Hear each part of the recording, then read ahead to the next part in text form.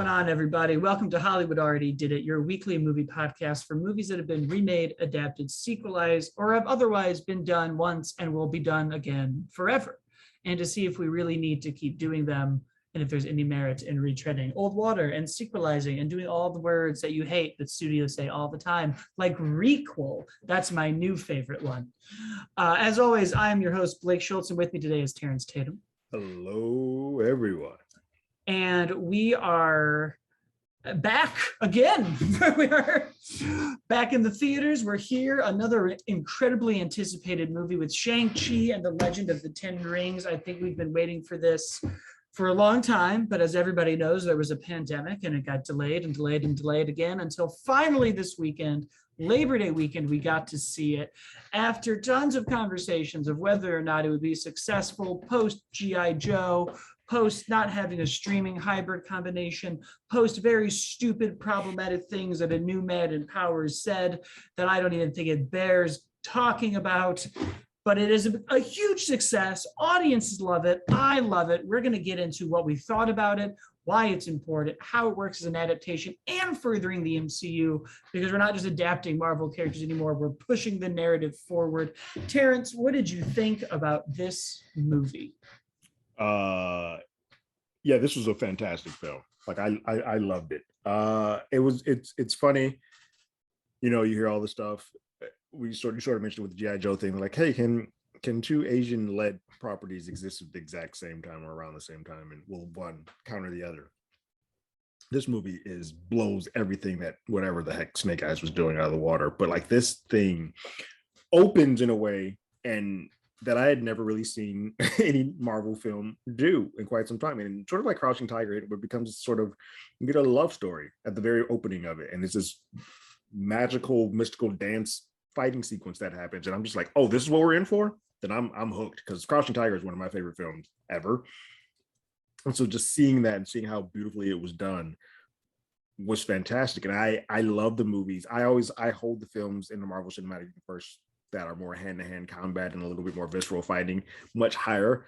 And this introduces a fighting style and a fighting mechanism that is very different than anything else we've seen. And it just feels refreshing and sort of great to see. And it is brutal. There's the skyscraper sequence we sort of see in the trailers is great, completely played out. And then you get into some fantastical stuff at the back end of this movie where you're just like, this movie does so many things that nothing feels like anything else the MCU has done. Feels like it's in its corner by itself and it's killing it. But then at the same time, you still get little threads of MCU stuff here and there. And you're like, this is a part of that world, but I don't mind that we're not leaning into that so much, because everything that I'm seeing here is great. Shang-Chi, Simu Liu is great. Like I want to see more of him. And there was a point in this film, sort of happened with me when I saw Black Widow, that I kind of got a little misty-eyed, because I'm sitting here like, I'm seeing people. I remember what that feeling felt like with me with Black Panther, and I'm seeing it for other people, that they're getting to see a representation of themselves on screen. And I can't stop smiling about it, because it was a well done representation of Shang-Chi. No, I think you nailed it. I think that is probably the most important piece of this. This is our first major Asian superhero in the MCU. This is an incredible moment in history. It's an incredible moment in the franchise, and it top 10 Marvel movie for me. I did my Letterboxd list. I figured it out. I sat there for a minute being like, but is it really that high already? And you know what? It just is. Because this, like, I'm very white, as everybody knows, but as you know, most white people in the suburbs did when they were 13, I did martial arts, but I stayed with it into my like mid-20s, and I loved it. And I watched martial art movies with my dad. And this kind of fighting style is something that you don't really see often anymore. And even just in the last like 10 years, I pulled up a quick list just to make sure I wasn't going crazy. And I would say, like, since The Raid and The Raid 2, which was in 2014, you had like the Ip Man series kept going. You had Kung Fu Panda 3, Beyond Skyline, I guess. The Night Comes for Us, a Dragon Ball Z movie, the John Wick movies. This fighting style, you don't see that often. And even those ones I just mentioned are like stand out tentpole movies. Right. but also don't get into the culture like Shang-Chi does in such a meaningful, interesting way. And it's baked into the score, the set design, the art, everything about it was astounding. And it made me feel the way I wanted Mortal Kombat to make me feel in the fights. Mortal Kombat had some great fights and some great fatalities, but you're right. Every sequence of this movie, the bus, the skyscraper, the stuff with his dad, everything in it just had these visceral, awesome one-shot, like Jet Li, Jackie Chan, Bruce Lee moments that we don't see anymore. It was incredible to watch. And let me tell you about how I see a movie in a theater, Terrence. I order my soda and my large popcorn ahead. I get a big old Coke Zero. I get a big old thing of popcorn. I get some M&Ms, and I sit down, and I'm usually halfway done with it because I got to watch 30 trailers that I've seen 1,000 times. My Twizzlers are gone before the movie starts. Yeah, I shouldn't be able to eat 2,000 calories in a YouTube trailer list, but here we are. I'm doing that. I'm with you. So as a result of that, I usually have to go to the bathroom. And every movie that I've seen during the pandemic, I've gotten up once, used the restroom, and come back. This is the first movie where I had to go to the bathroom. It was like, I think we can wait. I will hold it. And I know that's a weird way to tell you why this is one of the best movies I've seen this year, but it is. Because as anyone who has a large soda before their film will tell you, you gotta love something to not get up and go to the bathroom. I choose seats at the edges so that I can easily get up. I don't care about your exposition. I knew he loved her the whole time. I will pee then. Never with Shang-Chi. So the characters, the action, the comedy, everything about this movie that I was like, I don't know, the comedy might be a bit so good. Them sitting down at dinner with this family talking about like, oh, well, this is what makes me happy. Who cares if I'm not some great scientist or great whatever? I like being a valet driver. Great comedy, great comeback there. We've baked everything into the Marvel universe. Once again, we are taking things that I know you and I like, but a lot of Marvel fans don't, and have made it important and awesome again. And I'm, of course, talking about the Iron Man 3 connection. Love it. I love it. All Hail the King was added to Disney Plus for a very specific reason. And I kind of wish, here's the thing. As soon as they dropped that, the surprise was ruined. Because so you sort of put it all together at that point. Why else would they drop it? It's the only one shot they've put up there. Yeah, none of the other ones are out there. Yeah, it's a good point. So I was kind of like, all right, Ben Kingsley's going to show up. That's dope. We got to close this thread. We're going to see the real Mandarin. Cool. I'm going to watch this one shot again because unless you own these old Blu-rays, those are lost to time. Why not just put all of them up and make me be like, what a fun thing that we're doing. Oh my God. The Mandarin is here. Kind of like, oh, they're all here, and you wouldn't pinpoint exactly that one. It'd be less obvious to what you're doing. Yeah.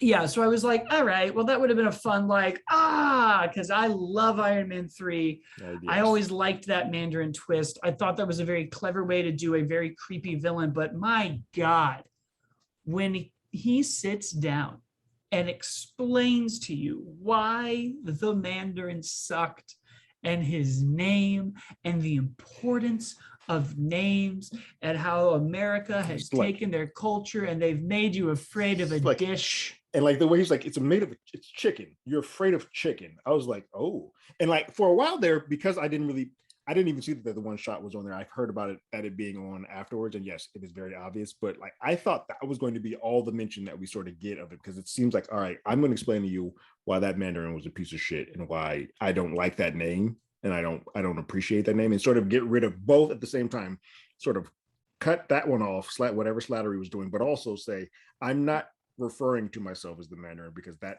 thing also comes with some problematic issues when we start getting into the stereotypicalness of that character. But I am still the badass. But I just love how he's like, you American people, they always fuck up. Well, our tradition.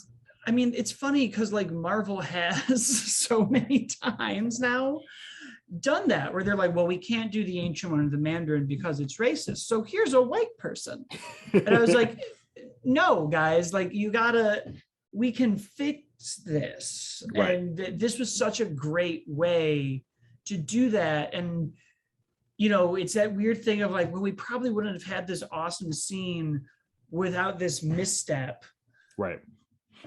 But you also could have had a scene about how like white people in American culture appropriate because that's not new to the Mandarin role. That's everyone, every white person has appropriated something once. Right. As a white person, we've done it, guys. I hate to break it to you. I know you don't think you have, but you have. Yeah. I don't know when or where or how, but I know you did. And it's interesting because it's like, well, we could have done this. We could have figured out the Ancient One. We could have figured out the Mandarin. And it, of course, as it often does, takes us until we have the right people telling these stories and not just Shane Black being like, it's racist. And right. I know white people, so let me slip them in there. Yeah. You won't even notice. They noticed. They did. That was great, but that even brings me to just like another awesome Marvel villain in this pantheon of complex, interesting villains, because I feel like so many of them, and I love the Marvel movies and I love them all so much, but a lot of the villains suck. I think that's this constant complaint. A lot of the issues with the origin stories is typically the DNA is baked in, that their purpose is that we're going to heighten the hero, but the villain's kind of just going to be there to sort of bolster them up, but not really have where they're on the same level. You don't really get too many that do sort of fix. I mean, like I would say Black Panther sort of does. Killmonger is sort of on the same footing as T'Challa in that film, but for the most part, most of them are a carbon copy version of them, like the as we've referred to before as the skin swap of a Street Fighter character of the other person, like Ant-Man to Yellow Jacket. We're just going to swap the color palette, and that's who they are. This one gets into the DNA, into some Shakespearean type shit with the father relationship and the son relationship, but also the mom that's not there. And like Shang-Chi has to sort of decide whether he's following the path that his father taught him on or his mother taught him on, or sort of blend and become this sort of one mixture, or do his own thing where he's like, I don't want to deal with either of them. Meanwhile, the father is kind of like, hey, it's very fascinating to see a guy who's lived his life, who's conquered, done everything. He's like, finally, I've sat down, I've settled down. I'm going to get married. I'm going to have kids. I'm doing a touchpad game, Dance Dance Revolution with my kids. I love it. This is my life. And then someone takes your wife away. And the one thing that you were happy with, you were so like, my life is set, is gone. And you're like, if I kept these damn rings on, she would be okay. I'm murdering everyone. And I felt that. I'm like, oh, I understand that. Like, that is an impetus that I 100% understand. And is Stacy okay? Then you're like, Shang-Chi is kind of like, also, he watched his mom die. And he knows that the reason why she's dead is because of all the past that his father has. So there's this whole entanglement between the two of them where you're like, yeah, I love my father, because you can see he still actively loves his father, but he also really hates him as well, which is just a wild thread to play throughout this entire property. And then like his Wenwu thinks long enough, like he's crazy enough, he's so in love that his brain is messed up that he thinks he's hearing something from the great beyond to say like, yo, come here. He's been tricked enough, and he'll follow whatever path he can to make sure that he gets his wife back. It's heartbreaking because we all as an audience know that she's not on the other side of that. And he's doing this for naught. And while also destroying both his son and his daughter, which I also love the story that he pays zero attention to his daughter. Like when he comes back to the island, he's like, hey, everybody, my son's here. Never mind the girls, put them in a room. That all of that small stuff just puts layers into all of that, which we don't get that much layer on the bad guy ever in these MCU films. No, I would say Killmonger and Thanos are the only other two that are that complex, because it's interesting too, because so many of their motivations are often power, all the way back to Tony's first villain. You know, the Ironmonger just wants the Iron Man suit, and he wants the Jericho missile, and even he appropriates the 10 rings to do his goals. So really hoping we were going to get that connected. I kept being like, talk about the Jericho missile now. We got Ben Kingsley back. Talk about the Jericho. The 10 rings are there. I feel like part of me was like, they have of the gun, like it seemed like they do that after like that type of era, but the years didn't match up. But I was like, I think that's what they were trying to go for. A part of me was like, they were trying to get the Jericho missile to break down that wall. I was like, there's going to be something where he's like, well, we had to kidnap Tony Stark to get, but also like, you know, it doesn't have to keep coming back to that one movie. There are 2 other Iron Man movies for it to come back to. But I was like, I just wanted it. So as far back as him, it's been power, revenge, power and revenge for Iron Man 3. Red Skull was power. Loki was power. Power, power, power, power. Finally, you get to somebody who is like, I've had power for thousands of years. He calls that old dude young man, and I almost like blew a stitch. That was amazing. Because that man was very old for us. Yeah, it's like the simplest joke, and even I love hearing us be like, get it? Because like to us, he is an old man, but he is right. The simplest, dumbest thing is the one where I was like, yeah, it's so clever. I love it. So finally, you get this character who's like, I have power. I have power and knowledge beyond anything. And the only time I didn't have that is when I lost the person I care about. This isn't about revenge. This isn't about power. This isn't about ancient knowledge and infinity stones and what's right for everybody. This is just about a man righting a wrong that one way or another is his fault. It's either his fault because he didn't have his rings on, or it's his fault because he has been a very bad man for lifetimes, I guess. Right. For a very long time. So I thought that was really great because I was like, and then you're right, like you do get into some like sexist shit with his daughter, where he is just like, she's not going to train. I barely say hello to her. I don't care. And I just need her eye. And it's twofold, because part of it, like, I think he's just the way that he is, as like the way that they are. They don't treat women that way. But it also adds on to the fact that his wife died and she looks like his wife. So she's like, I really don't want anything to do with you because you remind me of her. So go away.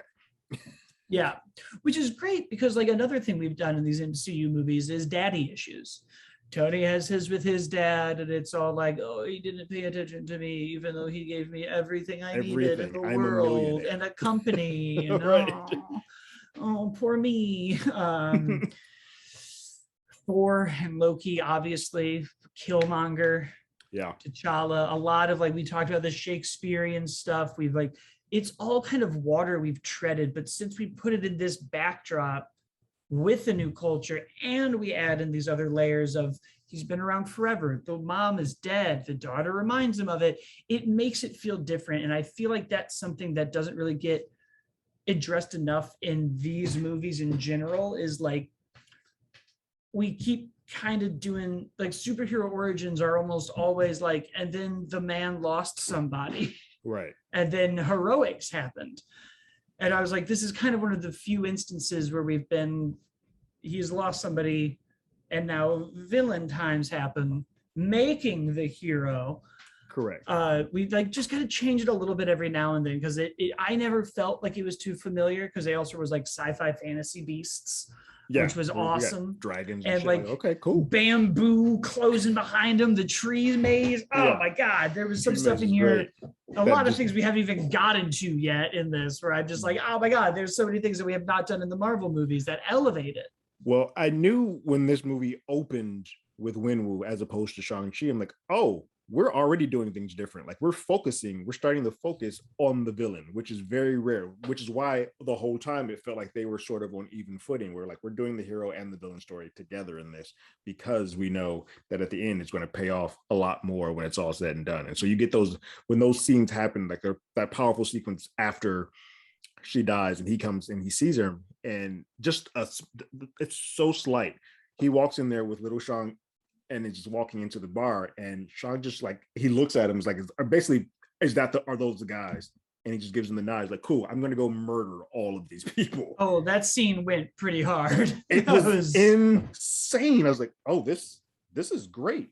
But it then counters at the end when everything is said and done, and he's basically sacrificing himself and he sends the rings. That look that they give each other broke my heart. I was like, oh, this is, oh yeah, I know he's the villain, but this is emotional. Like I feel all of this, which does not happen often when you have the two characters being on the same level, and you feel it from on both sides. Because like I'm just as sad that he's going away as probably Shang-Chi is on that. He's losing his father, even though he has to.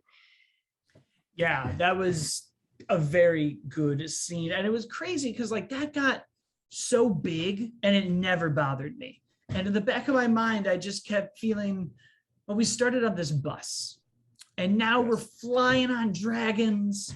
And it would have been so easy for that disconnect to just go away. But they really, because the stakes are so intimate and the characters are so relatable, you never really feel like it's disconnected. That you've gone so far, so big that you've lost the heart of the story. The heart is always still there, so that way you can sort of play and do all these weird things, and it'd be believable. Which was also impressive because, how are we going to get bigger than Thanos? I feel like any of these monsters could have just sucked away his soul.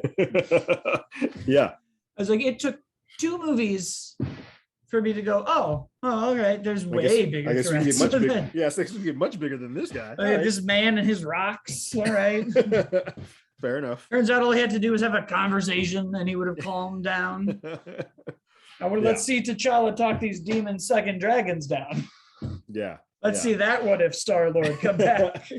I love that this exists in a world where the blip has already happened. So we're kind of like, oh yeah, all that stuff has already existed. And it's simple. They'll just have like posters. I giggled so much with the posters of like a therapy session of like, do you need help? Yeah, we got, Steve's got to eat. Yeah. he's still doing that. He's not really dead. He's still doing that. That's what he's been hopping through time. He's like, I'm just going to go help people. A lot of people who are sad, he snapped his fingers in every universe. A lot of bummed out people there. Yeah. Loved all that. All the characters are very good. And then the rings themselves, like you talk about the martial arts that we haven't really seen. We've seen hand-to-hand, Winter Soldier, knife tricks. That Bucky's worthless now. Yeah, he can't even keep his arm on. They'll just the Wakandans will just come and cut his arm off. So he worthless. I was like, what a cool knife trick that Bucky did once. And I'm like, that man took over a whole bus. Hold on. Okay. And you've been here the whole time. Was insane, right? I was like, Sean, you've been around this whole time. My goodness, this is insane. That's where it gets kind of like interesting to figure out the timeline because they give you the 96 point, and then which is like when they meet. Right. So you have to assume that while like phase 1 was happening, they were probably a happy family. Because he's in his 20s, right? Like he's like, you were 14. I let you go live your life for 10 years, and now you're back. Where did that get you? And so that's one of those. I'm like, okay. So he would have been. It's like technically 2025 now for them because of Thanos. So that would have been like Ultron. When he went and lived on his own, because even when they make the Gangnam Style reference, I was like, well, I am old. It's also unclear. It's also unclear as to if he or if any of the folks in here, obviously I don't think Winwu was, but if any of them were in the blip, like a part of the blip being gone. So that also is where it gets a little dicey with the time frame. I get the sense that him and Aquafina weren't. Yeah, so I feel like he and Katie were pretty much always there. Because otherwise he'd be like 21. Right. Yeah. I think. Correct. He would have. That's right. He would have lost years. That's a good point. But yeah, it's just crazy how all of that sort of time works and how everything works. And also, I don't know what Wong is doing nowadays, but he just seems to be just hopping around. He is quietly becoming the new Nick Fury. And I am all about that. Why is he training the Abomination? Right. I was like, why is we'll never know. Right. He just dragged like, come on, we're here. I'm just hanging out. All right, cool. Yeah. Razor Fist was great. This whole arsenal of villains, you have their other masked demon. Yeah. So I was like, we just sucked away his soul and dropped that man. I like that guy. It's cool because like with those, that's a typical thing that happens in like Asian cinema where they have a guy like a maskless person that never really even gets a name or we ever know much about him. They're just supposed to be the badass, and then something happens to them. I think he went by the Death Dealer is also sort of what The they went Death by. Dealer, yeah, Yeah, that's but like, his mantle. yeah, but it's just kind of like, oh, that's dope. That's a dope character to see. I dug that. But yeah, Razor Fist looks dope.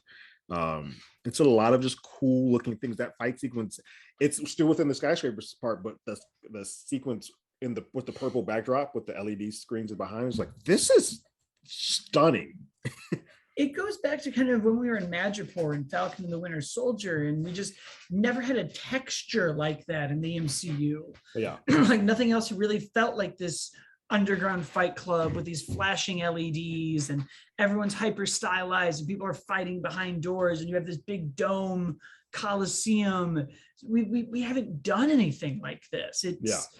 It's something that's kind of been missing. We've seen the same like 10 places for the last 10 years. Military compound, New York, military compound, upstate New York, San Francisco, Peter's School. Like we know the places. So, going to Wakanda, going here, Right.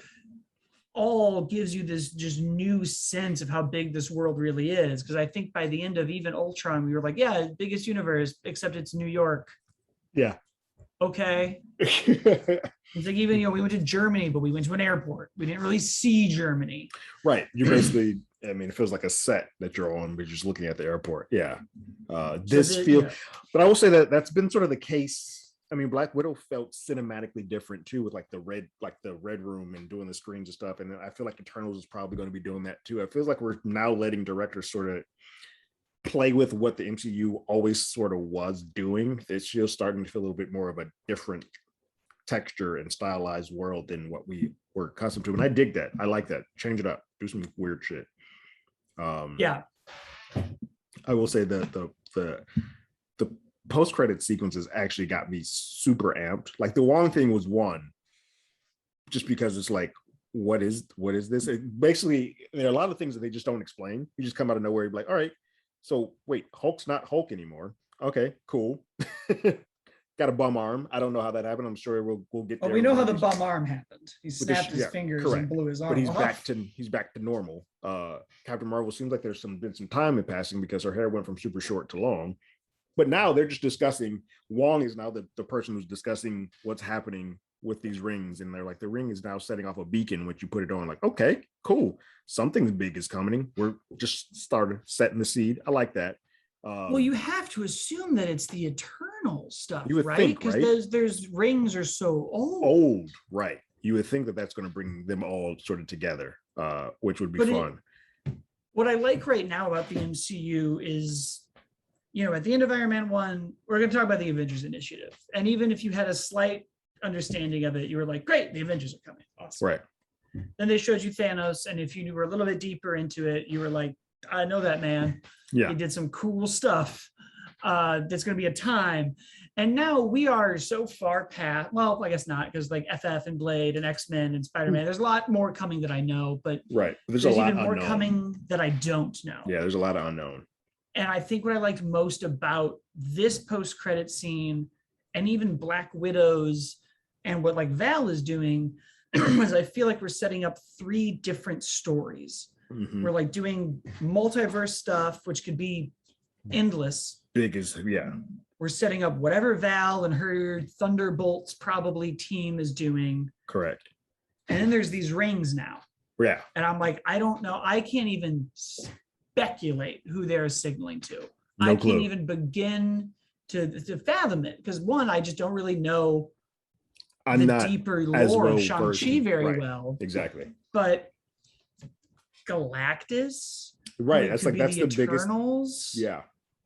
Like I have no clue, but I am giddy being in the world where I don't know. Like this is the first time in a while where I'm not ahead of it, and I dig that. I'm like, cool, finally, thank you. I'm excited to see what happens next.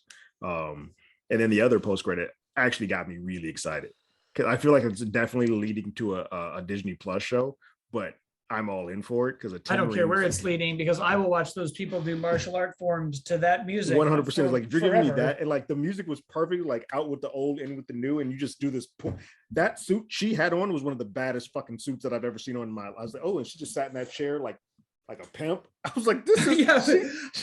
It's like, all right, are you the hero or the villain? Because I want to be on your team. Right. It's like, Xiling, I don't know what you're about to do, but I want it. And you just pull back and you see this shot of all these women getting trained. I'm like, yep, I want all of that now. And you know what? Give me more platonic male-female relationships like Aquafina and Shang-Chi. I was so like, I got scared for a moment when they were hugging. I was like, please don't kiss her. Please don't kiss her. Please don't kiss her. Because it felt so refreshing, up another word I'm going to use, but like, it just felt great that they did not have any romance towards them at all. They were just like, it was like another sister. In fact, he's actually closer to her as a sister than he is his own sister because of the time, like he spent more time with her in the last 15 years of his life. And even like the stuff with her, I was really, part of me was like, oh, she's gonna be really good at archery now. And then I was like, oh, she's really good at archery, and I love it. Like it's like everything that I was like, oh, I don't know if this is gonna worked. And like even this old mentor she had for just a minute when he went away, I was like, oh no, this like shot at the throat was awesome. I loved the speech of like, if you never shoot for anything, you'll never hit anything. And I was like, oh my God, I love it. I love it all so much. I love an easy, simple theme that's said in one line. It's so simple because you needed that, because I was sitting there for a while. I was like, why was this family scene in here if we never go back to the family? But that's the point of it. It's setting up that like you have been sort of a quote unquote disappointment to your family because you haven't like achieved anything or achieved. And I could just hear my mom saying, shoot the arrow, you little mooch. I was like, this is so good. Yeah. Easily top 10, even higher if you take out the Avengers movies. Yeah, I say, right. It's one of those things that I'm sitting there and I felt like, am I a prisoner of the moment? That I was like, this is easily in my top 10, like without even a question, like it goes in my top 10. And I'm like, as I start to think about it even more, like, oh, this is pretty high up there. Easily one of the best origin Marvel films that's ever. Yeah. Oh, yeah. I mean, of course. It's spectacular. And that's why I've never seen numbers like this, like ever. The Rotten Tomatoes numbers are insane. It's like 91 and 99 or some random like just wild thing like that. I'm like, oh well, that's nuts. I don't think I've ever seen anything be received this well. Came out swinging, and it's 92 very impressive. 92 Rotten Tomatoes from the critics and 98 from the fans. That type of thing just doesn't exist. And then of course there's this box office. Yeah. As our good friend Bob Chapek said, and I know what he meant, but you gotta work in the phrasing there. You gotta use the phrasing, sir. This is of course the first big Marvel release that is not a hybrid theory, which is not just the name of an excellent Linkin Park album, Linkin, but also a streaming and theatrical release combination. Yeah. And so, of course, the guy had to get on wherever CEOs go to talk. I imagine a nice room with food I'll never have. Allow me to pontificate as I eat this caviar. And he said, well, it's going to be our experiment, which is not something you should say. No. Really, ever. But about anyone or anything. About anything, but especially about the film that is an all Asian cast and an all Asian lead and Asian director. You shouldn't use that as the outlier of saying, hey, we're going to choose this one as the experiment, to the point where the lead actor had to come out and be like, I don't know what he's talking about. We are not your experiment. But you know what? If it's an experiment, it fucking worked. It did. We're sitting on the highest Labor Day weekend, 4 days since 2007's Rob Zombie's Halloween, not to be confused with good movies in that franchise.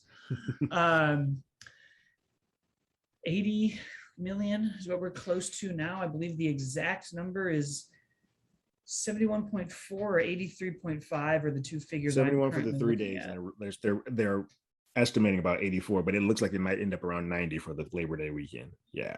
So that's it. I mean, I can't tell you how many times I've said we're back on this podcast. Yeah. That would push out F9 70. That would edge out Black Widow's 80.3. Yeah. That's a classic opening weekend right there. It is 140 That would be worldwide. the first pandemic opening for people who need the context. 4,000 theaters, still kind of Delta variant. We're out there. We're sort of half and half. Yeah. This is the first time we've heard of a movie beating a record that isn't a pandemic record. Right. That's insane. So I don't even care about comparing it to other Marvel openings, blah, blah, blah, blah, blah. Because one, it's just a hard list to even look at. It's a hard thing to do. Yeah. But there's so much more context around this. Like, of course, it's not going to open as big as Endgame. And of course, it's not going to open as big as some of these other ones. But will No Way Home outpace it? Probably. More than likely. Yeah. But the world, we shouldn't even look at box office numbers in a serious way until we're out of the pandemic. I like box office numbers. It's interesting. It's good to see trends and see how everything sort of works. But this whole year, we can't label anything a success or a failure in the pandemic, but we can label this a success. Correct. And it sort of harkens back to some of the issues that Scarlett was having when you do a half theatrical, half online or streaming. You're gutting yourself a little bit. And no disrespect to Shang-Chi, this is a crazy number. I would feel that just off of brand recognition, character recognition, and who Scarlett is, that movie would have opened around 110 had it just been in theaters alone. So that's where it's like, I see why she feels the way she does. And this, if nothing else, this is going to tell Marvel Eternals is only getting in theaters. No Way Home is only getting in theaters. And Sony was never going to give them a Disney Plus release. Yeah. But it also makes Crackle only. But it also makes something like Bond, who was probably a little nervous to release theirs, like, all right, we have a big enough brand where I think we'll be okay if we put this in theaters. Yeah. Yeah, and I want to be like, well, by October we'll be fine. But I wish I could say that. we had 2025, maybe, at this point. Yeah. But I mean, look, it's going to be great because there's really nothing next week. Venom this should have legs. Moved. Yeah, so this should have legs. So there's nowhere to go but up until the first week of October with like Addams Family 2, I think. Yeah. But I loved it. I'm so excited for more. This just is Marvel doing what they do, where they introduce me to characters, and I'm like, I want to see them sing karaoke more. I want more awkward dinners. I want to know what's going on with the Abomination. I want to see all of the Ten Rings. I want to see all of the Wong. I want to see more Wong. Yeah. Yeah. Oh, good. There is a box office pandemic era domestic debuts. So yeah, for all of the like Marvel's done nonsense that I feel like I have to listen to once a month, even though they have 4 shows on TV right now and 2 movies out. Black Widow is at 80. Shang-Chi, which is still going, is at 71. F9 is at 70. Then A Quiet Place 2 at 47, Jungle Cruise at 35, Godzilla vs. Kong at 31, Space Jam at 31, Free Guy at 28, The Suicide Squad at 26, which there's you got to get a better PR guy. $2 million difference. One of these was super successful and one of them was a failure. Get out of my face. Right. Get out of my face. 24 for The Conjuring, 23 for Mortal Kombat, 22 for Candyman, 21 for Cruella, 21 for Demon Slayer, 16 for Old, 16 for Wonder Woman 84, 16 for The Boss Baby 2, 14 for Tom and Jerry, 13 for Snake Eyes, and 12.6 for The Forever Purge. So I'd say we're doing pretty good. We're doing okay. Pretty good. Yeah. And I'm sure that come Tuesday we'll have a sequel announced. And 100%. Yeah. Or we won't, because they don't like to announce sequels. They just want to be like, don't worry about it. Phase 5. They usually do theirs at like one event. They're like, cool, here's what's going to happen for the next 3 years. Yeah. I think that's the show. Yeah. Obviously, this movie is super important. If we're talking about why we're adapting, we're not only bringing the MCU to places it's never been, we're giving an audience something they've never had. We're giving people and all of these same positivity things that we need when we do inclusion and diversity. We need it. It was overdue. It's high time.